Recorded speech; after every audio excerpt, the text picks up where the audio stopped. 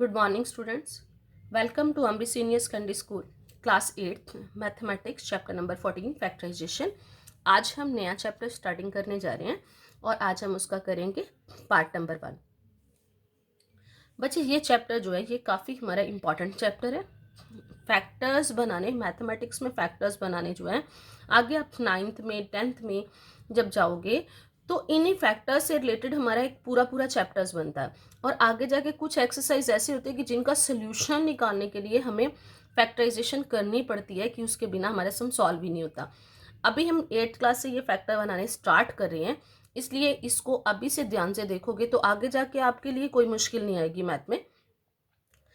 Factor बनाने के लिए मैं आपकी 14.1 एक्सरसाइज से स्टार्ट करें। अभी हम जब हम ये शुरू करते हैं तो हमेशा हमें पता है हमें आसान काम दिया होता है, जो हम आगे जाते अगली एक्सरसाइज पे जाएंगे तो थोड़ा मुश्किल होता जाता है। इसीलिए आप इसी एक्सरसाइज से अगर इसको अच्छी तरह से फॉलो करोगे तो अगली एक्सरसाइज की जो स्टेप्स हैं वो आपको ईजिली समझ में आ जाएंगे।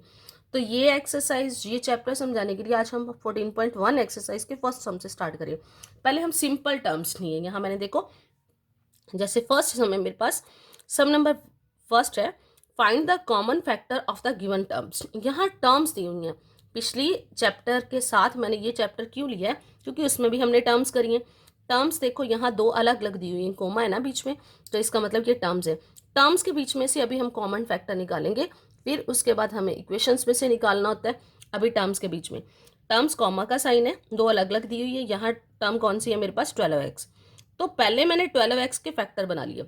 12x के फैक्टर कैसे बनेंगे, अगर आपको दिक्कत आ रही है फैक्टर बनाने में तो यहाँ आप देखना कि फैक्टर कैसे बनाते हैं। जैसे 12 का मतलब है, जैसे मैंने यहाँ 12 लिख लिया, 2 पे जाएगा 6, ये भी हमने स्क्वायर रूट और क्यूब रूट चैप्टर में करे हुए हैं, 2 3 3 और 1।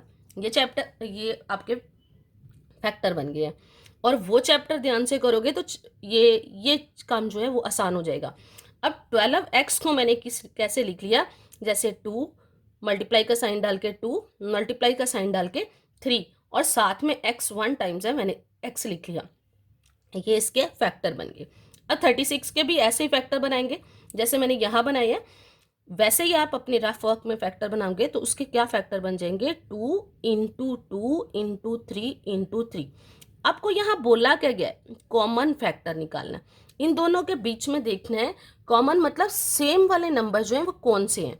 अब मैंने यहाँ देखो डॉट लगाया।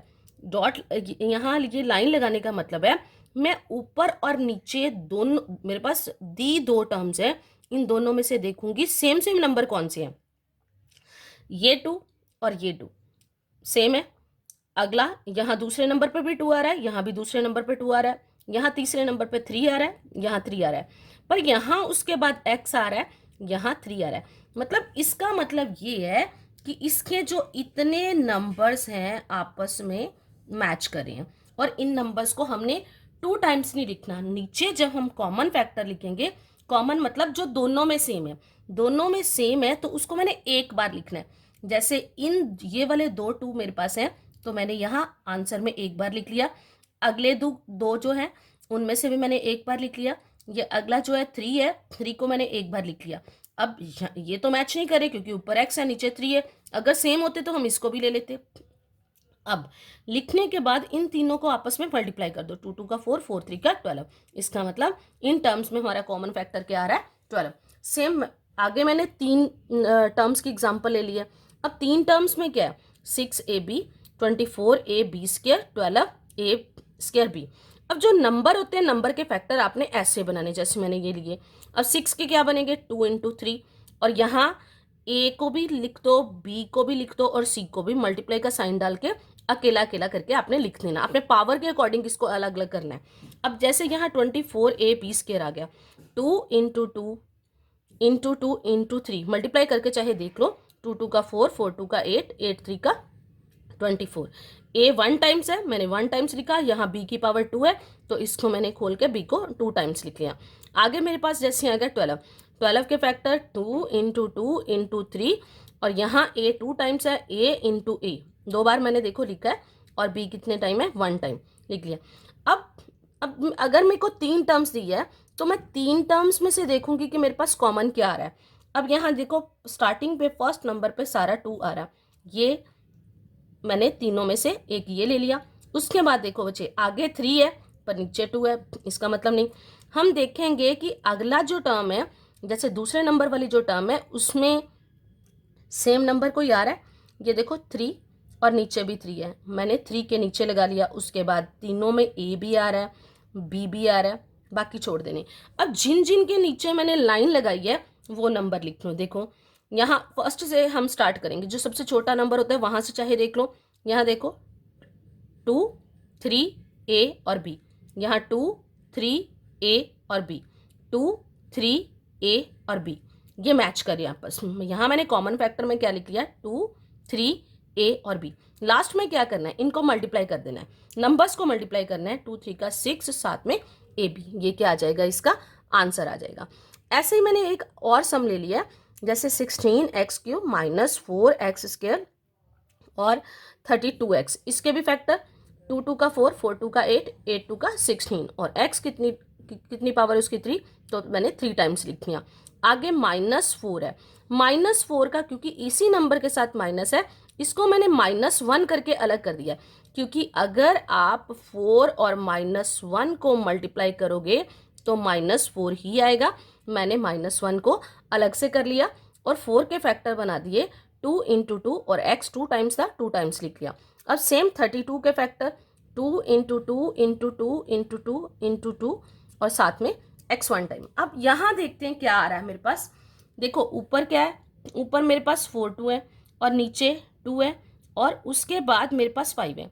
अगर जब हम एक चीज़ और होती है, अगर अब मैं सिंपल इसको समझाना चाहूँ तो आप क्या देखोगे कि जो नंबर सेम है, जैसे वो कितने नंबर सेम है, पहले हर एक में 2 2 जो हैं वो आपस में मिल रहे हैं, तो आप यहाँ 2 ही लगाओगे, 2 × 2 और सारों में एक x, जिसके नीचे मैंने मतलब वो नंबर आप मल्टीप्लाई का साइन लगा के लिख लो किसी एक टर्म की, किसी एक टर्म में से लिखना है, क्योंकि मैं तीनों टर्म्स में से सेम नंबर ढूंढ रही हूँ। देखो यहाँ भी 3 है वही, यहाँ भी 3 वही है, यहाँ भी 3 वही है, तो किसी एक टर्म के वही नंबर निकाल के लिख लो और उनको मल्टीप्लाई करके आपने इसका आंसर दे देना। 2 2 का 4 और इंटू x, इसका आंसर क्या आ गया आपके पास 4x। अब मैंने यहाँ इसका सम नंबर सेकेंड ले लिया। अब देखो फर्स्ट सम में अलग अलग स्टेटमेंट, अलग अलग टर्म्स में से हम कॉमन निकाल रहे थे। यहाँ मेरे को एक किस्म की एक इक्वेशन टाइप दे दिया है, आगे उन्होंने बोल दिया इसको एक्सप्रेशन का नाम दे दिया। अभी हमने पिछला चैप्टर कराया था अलजेब्रिक एक्सप्रेशन एंड आइडेंटिटीज, हमने चैप्टर करा। अब उसमें से वो बोलते कॉमन निकालो, फैक्टराइज करो। फैक्टराइज कैसे होता है, कॉमन निकाल के।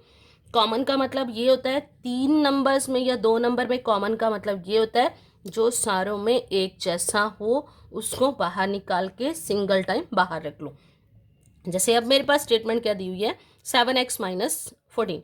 अब यहाँ 2 टर्म्स है, दोनों टर्म्स प्लस या माइनस के साथ जुड़ गई हैं। अब ये एक क्या बन गया, एक्सप्रेशन। वो अलग टर्म्स थी, टर्म्स को प्लस माइनस के साथ जब हम जोड़ते हैं तो वो क्या बन जाता है, एक्सप्रेशन। अब इसमें से निकालने के लिए हम क्या करेंगे, पहले इसको टर्म्स वाइज अलग अलग कर लेंगे। मैंने 7x अलग से लिख लिया, 7 × x, और 42 को मैंने अलग से लिख लिया, 2 × 3 × 7, फैक्टर बना लिए। अब ऊपर वाले और नीचे वाले में देखो सेम नंबर कौन सा है, 7। उसके बाद क्योंकि मुझे इस एक्सप्रेशन में से कॉमन निकालने के लिए, फैक्टर बनाने के लिए बोला है, तो मैंने पूरी स्टेटमेंट यहाँ लिखनी है। क्योंकि दूसरे पिछला जो सम है उसमें मेरे पास दी टर्म्स हुई थी, उसमें मैंने सीधा ही आंसर दे देना, पर इसमें ऐसे नहीं देना। अब फिर से मैं स्टेटमेंट लिखूंगी, मुझे इन दोनों में से निकालना है इकट्ठे कि क्या बाहर आ सकता है। अब जिस नंबर के मैंने नीचे डॉट लगाया या लाइन लगाई है उस नंबर को लिख लो बाहर और फिर ब्रैकेट डालना है फैक्टर बनाने से पहले। अब यहाँ आपके पास क्या है, 7x। अब यहाँ ऊपर आप देखो अपनी स्टेटमेंट में 7x के नीचे मैंने कौन से नंबर के साथ के नीचे लाइन लगाई, 7, उसको लिख लो ब्रैकेट के बाहर। और फिर जब ब्रैकेट शुरू है तो 7x में से जो नंबर के नीचे लाइन लगाई थी उसको बाहर लिख लिया। तो अब देखो आपके पास बचा क्या है, यहाँ बचा क्या है, x, तो आपने x लिख लिया। आगे आपके पास स्टेटमेंट में कौन सा साइन है, माइनस का, तो आपने यहाँ बीच में माइनस का साइन लगाना है। और उसके बाद ये 7 और ये 7 दोनों में से हमने एक 7 बार लगाना था, इसलिए मैंने जिस नंबर के नीचे लाइन लगाई उसको नहीं देखना। और बाकी क्या बचा है, यहाँ 42 की टर्न है ना। अब 42 में देखो क्या बचा है, 2 इंटू 3, 2 3 का कितना होता है 6, यहाँ लगा देंगे -6। ये फैक्टर बन के इसके, मतलब मैंने 2 पार्ट्स में इसको डिवाइड कर दिया। अगर इसमें एक चीज़ और है, अगर आप इसको पिछले चैप्टर्स की तरह खोलोगे, मल्टीप्लाई करोगे, तो आपके पास यही आंसर आएगा। जैसे 7 इंटू एक्स 7x, 7 इंटू 6 42, वही नंबर आ जाता है। पर अब इसमें हमने मल्टीप्लाई नहीं करना, हमने सिर्फ क्या देखना है, इसके कॉमन फैक्टर निकालना है, या कॉमन नंबर निकाल के हमने इसके फैक्टर बना। अब मैंने यहाँ जो स्टेटमेंट दिया है, यहाँ ये वाले एक्सप्रेशन में मेरे पास 3 टर्म्स हैं, मैंने तीनों टर्म्स को अलग अलग करके लिखी, और इनका माइनस का साइन जो था वो मैंने बाहर -1 लगा के लिख दिया। सिर्फ सिंपल 4 के फैक्टर बना रही हूँ, तो क्या आ जाएगा 2 इंटू 2, ए 2 टाइम्स था, ए इंटू ए 4ab। यहाँ मैंने 1 लिखा, 2 इंटू 2 ए और बी, -1 कर दिया, 2 इंटू 2 सी और ए। अब मुझे इस पूरे एक्सप्रेशन में से बाहर देखना है, जो सेम नंबर मैच कर रहा है उसको बाहर देखना है। अब यहाँ से देखो, तीनों में मैंने जो डॉट लाइन है वो 3 नंबर्स के नीचे लगी है, 2 2 और ए, यहाँ भी 2 2 और ए, 2 2 और ए। मतलब अगर मैं इसको मल्टीप्लाई कर लूँ तो 2 2 का 4, और साथ में एक ए आ रहा है, आपके पास क्या आ रहा है, एक ए आ रहा है, तो आप यहाँ ए भी लगाओगे साथ में। अब देखो बच्चे, यहाँ क्या आ गया मेरे पास। अब मैंने जब इनको लिखना है, अब फिर से मैंने स्टेटमेंट को लिख लिया, तो इसमें 2 2 का 4 और ए ये मैंने बाहर लिख लिया। अब यहाँ देखिए मेरे पास बचा क्या है। अब अभी मैं फर्स्ट टर्म की बात कर रही हूँ, ए और साथ में -1, इनको जो बचे होते हैं उनको मल्टीप्लाई करना है। ए को -1 के साथ मल्टीप्लाई करेंगे तो -a। अब आगे यहाँ 2 2 का 4 और ए बाहर आ गया था, यहाँ क्या बचा बी, इसके साथ कोई माइनस का साइन यहाँ, तो बीच में क्या साइन आएगा, प्लस का। और आगे 2 2 का यहाँ भी 4, माइनस का साइन जो है वो अंदर जाएगा। बाकी क्या बचा आपके पास, सी को -1 के साथ मल्टीप्लाई करेंगे तो -c आ गया। अब इसमें मैं एक चीज़ और कर सकती हूँ, अगर इसमें मैं थोड़ी सी चेंज करना चाहूँ तो मैं माइनस के साइन को बाहर लगा सकती हूँ। जब मैंने माइनस के साइन को बाहर लेके आना है तो अंदर वाले साइन चेंज कर दूंगी। अब क्योंकि ब्रैकेट में स्टार्टिंग के नंबर के साथ माइनस लग रहा है तो वो कुछ अच्छा सा नहीं लग रहा, तो उसको हम बाहर ले आएंगे अगर, तो ये जो है अंदर वाले साइन चेंज हो जाए। ए के साथ माइनस था, प्लस आ जाएगा, बी के साथ प्लस था, यहाँ माइनस हो जाएगा, यहाँ सी के साथ माइनस था, यहाँ प्लस हो जाएगा। ये आंसर, ये तो था मैंने अलग अलग टर्म्स को करके फिर इनमें से इसके फैक्टर बनाए। जब हम बच्चे आगे थोड़ा चलेंगे तो हमने ऐसे फैक्टर नहीं बनाने, हमने डायरेक्ट फैक्टर बनाने। हमको अपनी समझ से देखना पड़ेगा कि क्या चीज़ सेम है, क्या बाहर आ सकता है। इसको हम दूसरे मेथड से सम को करेंगे। अब इसको करने के लिए हम क्या करेंगे, उसके लिए मैंने सेम सम ले लिया, वही पिछली वाली स्टेटमेंट ले ली, -4a² प्लस 4ab -4ca। अब यहाँ देखो, सबसे पहले सारों में 4 4 4 है, तो मैंने क्या करना है, अगर माइनस का 4 मैंने फिर से बोला है, स्टार्टिंग में अच्छा नहीं लगता, तो मैंने 4 तो निकाला ही निकाला, साथ में माइनस भी निकाल लिया। और उसके बाद आ जाओ, जो आपके पास वेरिएबल्स है, वेरिएबल्स मतलब ABC जो है, यहाँ a² है, यहाँ AB है, यहाँ AC है, और तीनों में कौन सा सेम आ रहा है, ए वाला जो वेरिएबल है वो सेम है, तो उस ए को मैंने बाहर लिख लिया। अब उस ए की पावर का चक्कर होता है, तो पावर कैसे लिखे, यहाँ ए की पावर 2 है, यहाँ ए की पावर 1 है, और यहाँ भी ए की पावर 1 है। तो जब ये ध्यान रखना, जब भी हम इस स्टेप को ध्यान से सुनना, ऐसे सीधा डायरेक्ट निकालते हैं तो सबसे पहले हम देखते हैं कि तीनों में कौन सा वेरिएबल कॉमन है, मतलब सेम है, फिर उनकी हम जो पावर्स है उसका कंपैरिजन करते हैं। यहाँ ए की पावर 2, ए की पावर 1 और ए की पावर 1, तो उसमें से कम वाली पावर, छोटी वाली पावर को बाहर निकालते हैं, मतलब ए की पावर 1 को मैंने बाहर लिख लिया। ए की पावर 1 का मतलब होता है सिंगल टाइम आपने ए लिखना है। अब अंदर बचा क्या, देखो बच्चे, आपने -4 भी बाहर लगा लिया, यहाँ a की पावर 2 थी, उसमें से एक a को बाहर ले आए हो तो अंदर क्या बचेगा 1a, और माइनस का साइन भी साथ में आ गया। यहाँ प्लस का साइन है, मैंने पहले पिछले भी बताया कि जब माइनस लगाओगे तो अंदर प्लस का हो जाएगा। सॉरी, अगर बाहर माइनस, यहाँ प्लस था तो यहाँ माइनस, मैंने माइनस बाहर निकाल लिया तो यहाँ b प्लस वाला साइन जो है माइनस का हो जाएगा। आपने 4 को भी बाहर लिख लिया, a को भी बाहर लिख लिया, तो यहाँ क्या बचा b। अब माइनस का साइन बाहर चला गया तो यहाँ क्या होना था प्लस, और यहाँ 4 बाहर चला गया, a बाहर चला गया, तो अंदर क्या बचा आपके पास c। देखो दोनों कंडीशन में आपके पास आंसर सेम है, पर अब जो वो तो स्टार्टिंग था कि हम इस काम को सीख रहे थे कि कैसे।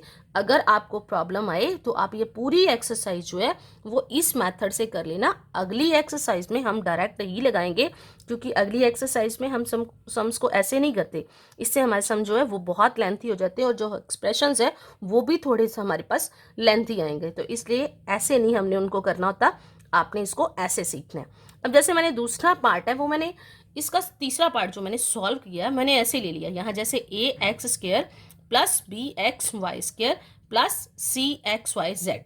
अब इसमें से सबसे पहले देखो, यहाँ ए है, यहाँ बी है, यहाँ सी, ये तो मैच कर ही नहीं रहे। अब क्या मैच कर रहा है, यहाँ भी एक्स है, यहाँ भी एक्स है, और यहाँ भी एक्स है। उसके बाद यहाँ भी वाई है, यहाँ भी वाई है, और यहाँ भी वाई है, और यहाँ जेड है, इन दोनों के साथ जेड नहीं है। मतलब कॉमन निकालने के मतलब है, अगर आपके पास एक्सप्रेशन में 4 टर्म्स है तो वो चारों में हो, अगर 3 है तो तीनों में हो, अगर 2 है तो वो चीज जो सेम हम देख रहे हैं वो दोनों में हो। अब जिसके नीचे मैंने डॉट लगाया उनको पहले बाहर लिख लो, एक्स वाई को मैंने बाहर लिख लिया। अभी मैं पावर की बात नहीं कर रही, अब मैं इसके बाद पावर का कंपैरिजन करूंगी। यहाँ x की पावर 2, यहाँ x की पावर 1, और यहाँ x की पावर 1। आपने कम पावर को बाहर निकालना है, क्योंकि देखो जिसके पास, अगर मैं आपको बोलूं कि मैंने आपके पास एक बच्चे के पास 10 रुपीज़ है और एक के पास जो है वो 5 रुपीज़ है, तो मैं बोलूं कि दोनों मुझे 10-10 दो, जिसके पास 10 है वो तो दे देगा, पर जिसके पास 5 है वो क्या करेगा, वो नहीं दे पाएगा। तो अगर मैं दोनों से 5-5 ले लूं तो जिसके पास 10 है उसके पास 5 बच जाएंगे, और क्या होगा, और दूसरे वाला जो है वो 5 दे सकता है। मतलब इसमें हमें ऐसे ही करना होता है कि छोटी पावर को बाहर निकालना है। जैसे x की पावर 1 को यहाँ क्या है 2, 1 और 1, कम को बाहर निकाला 1, 1 हम लिखते नहीं है उसकी पावर को। ऐसे y की पावर का कंपैरिजन करेंगे, यहाँ y की पावर 1 है, यहाँ 2 है, और यहाँ भी क्या है 1, मैंने कम वाले को बाहर लगा लिया। अब जब बाहर लगा लिया, आगे ब्रैकेट बचा गया, यहाँ a तो एज इट इज आ गया, यहाँ x की पावर 2 थी, एक बाहर आ गया, और एक x अंदर बच गया। दोनों को इकट्ठे लिखेंगे क्योंकि ये पूरी टर्म्स में से निकल रहा है। y एक था, एक का एक बाहर आ गया, इसलिए y आएगा नहीं। आगे प्लस का साइन, तो फिर b ऐसे का ऐसे, x बाहर चला गया, एक ही था, y 2 थे, उसमें से एक y बाहर चला गया, एक y बच गया। आगे प्लस का साइन, c अकेला ही है, c का c, x 1 था, y 1 था, दोनों बाहर चले गए, ये अब नहीं लिखेंगे, बचा क्या मेरे पास z। ये क्या आ गया, अब मेरे पास इसका आंसर आ गया। ये बचे उसका सम नंबर 3 आ गया, फैक्टराइज। फैक्टराइज में इसमें क्या है, इसमें मेरे पास अब 4 टर्म्स है। 4 टर्म्स में कई बार यहाँ क्या होता है कि यहाँ x है, यहाँ x है, यहाँ x है, यहाँ x नहीं है, तो मुझे जब ऐसी वाली टर्म्स को फैक्टराइज करना पड़ता है तो इसे हम ग्रुपिंग बोलते हैं। इनकी ग्रुपिंग करना, ग्रुपिंग मतलब हमने दो दो को इकट्ठे कर लेना है, उसमें से देखना है कि हमारे पास क्या निकलता है। अब हमने इकट्ठे भी इनको ऐसे करना होता है कि दो दो टर्म्स को ऐसे इकट्ठे करते हैं कि उनमें जो एक टर्म है, मतलब एक जो कोई वेरिएबल है या कोई नंबर है वो सेम हो। जैसे मेरे पास ये स्टेटमेंट थी x square plus x y plus 8x plus 8y, इन दोनों में जो नंबर 8 है वो सेम आ रहा है, एक्स वाई अगर नहीं है तो ना आए। यहाँ x square plus x plus y यहाँ सेम है। अब आप इन दोनों को भी ले सकते थे और इन दोनों को भी ले सकते हैं, मैंने एज इट इज ही रहने दिया। अब मैंने देखा क्या कि इन दोनों में x कॉमन है, मैंने दो दो को इकट्ठे कर दिया ये ब्रैकेट की हेल्प से। ये देखो यहाँ मैंने साइन लगा लिया। अब यहाँ से मैं x बाहर लगा लिया जब, तो यहाँ x की पावर 2 थी, यहाँ x की पावर 1 थी, यहाँ एक x बाहर आ गया, एक x अंदर बच गया। आगे प्लस का साइन, तो प्लस का यहाँ से एक ही x था वो बाहर आ गया, अंदर क्या बचा मेरे पास y, और आगे प्लस का साइन। अब इन दोनों नंबर में x यहाँ है, यहाँ y, ये तो इनके तो कॉमन बाहर निकलने का कोई मतलब ही नहीं है, पर दोनों में 8 सेम है, तो मैंने 8 को बाहर निकाल लिया। यहाँ हमने इस बात का ध्यान रखना है कि 4 टर्म्स के हम 2 ग्रुप बना रहे हैं, और इन ग्रुप को ऐसे बनाना है हमने, अगर आपको ना पता चले तो आप रफ में इसको बार बार ट्राई कर सकते हो, ताकि आपने ये ध्यान से सुनना कि इनमें से कैसे बाहर निकालना है, कि जब मैंने इन 2 टर्म्स में से कोई एक किसी वेरिएबल का या किसी नंबर को बाहर निकाला है, तो जो ब्रैकेट में मेरे पास बचा है अगली 2 टर्म्स में भी मेरे पास ब्रैकेट में वही बचना चाहिए। अगर नहीं आ रहा सेम तो हमारे फैक्टर सही नहीं बनते। क्यों? क्योंकि यहाँ देखो, जैसे यहाँ से मैंने 8 बाहर निकाल लिया, अंदर बचा मेरे पास x प्लस वाई, और अब उसके बाद x प्लस वाई यहाँ भी है, यहाँ भी है, इसका मतलब x प्लस वाई अब दोनों में कॉमन है। अब मैं x प्लस वाई को ही इकट्ठी ब्रैकेट को बाहर लगा लिया, तो मेरे पास बचा क्या? इन दोनों में से ये बाहर आ गया, तो मेरे पास यहाँ बचा x अकेला, आगे प्लस का साइन, ये बाहर चला गया, तो ये बचा यहाँ सिर्फ मेरे पास 8। तो फैक्टर मेरे पास क्या बन गए? x प्लस वाई और x प्लस 8। अब जैसे मैंने इसी का अगला पार्ट ले लिया, z minus 7 plus 7xy minus XYZ। अब इसमें मुझे ग्रुपिंग करने के लिए यहाँ देखो, अगर मैं इन दोनों को इकट्ठे रखती हूँ तो इनमें से कुछ भी कॉमन नहीं निकलता। तो इन दोनों में से x और y कॉमन निकल जाएगा, तो यहाँ मेरे पास बचेगा 7 माइनस जेड, और मेरे पास है z माइनस 7, इसलिए मैंने उसको छोड़ दिया। अब मैं ऐसे इनको इकट्ठे कर लूँगी, साइन नहीं चेंज करूँगी, ऐसे इनको इकट्ठे कर लूँगी ताकि मैं इनमें से कुछ कॉमन निकाल सकूँ। जैसे ये दोनों 7 वाले थे वो मैंने यहाँ लिख लिए, और ये जो दोनों थे नंबर बिना नंबर्स के उनको मैंने इकट्ठे कर लिया। ये यहाँ के आ गया z और माइनस XYZ, मैं इसको लिए ही। अच्छा, इसका साइन मैंने चेंज नहीं किया क्योंकि मेरे पास इक्वल 0 नहीं है, मैं 0 दूसरी तरफ से नहीं लेके आ रही, इसलिए इसका साइन सेम रहेगा। ये मैंने पिछले सारे चैप्टर में बार बार ये चीज़ बताई हुई है।